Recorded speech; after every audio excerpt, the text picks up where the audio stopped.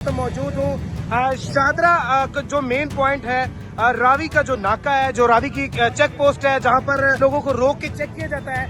Check करने के बाद यहाँ से लाहौर में इंटर होने दिया जाता है। वहाँ पर अचानक एक गाड़ी को रोका गया जिसमें से कई थैले जो है वो मंशियात के बरामद हुए हैं। बताया ये जा रहा है कि शायद उसमें चर्स है या फिर कुछ और, लेकिन अभी तक तस्दीक नहीं की गई। तो अचानक से जिस तरीके से इन लोगों को रोका गया तो कहा यह गया इनकी जानिब से कि हमारी जो गाड़ी है उसकी डिग्गी ओपन नहीं हो सकती, हम लाहौर में सफर करने के लिए हैं, एंजॉय करने के लिए हैं। लेकिन जब करीबी मैकेनिक की दुकान से मैकेनिक को बुलाया गया तो अचानक से डिग्गी जब ओपन की गई तो डिग्गी में से निकलने वाला सामान आपके सामने है।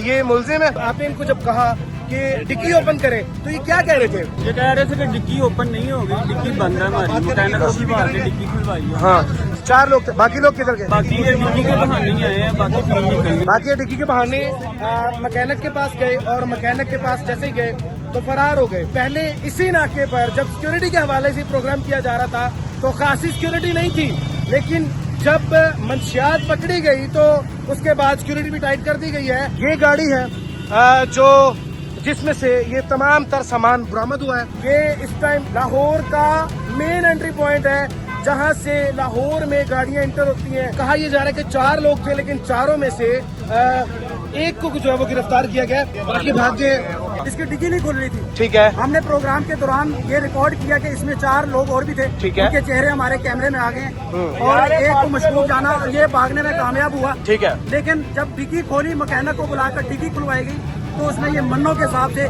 चर्च निकली है। लाहौर लिखा गया है और की सप्लाई दी THR।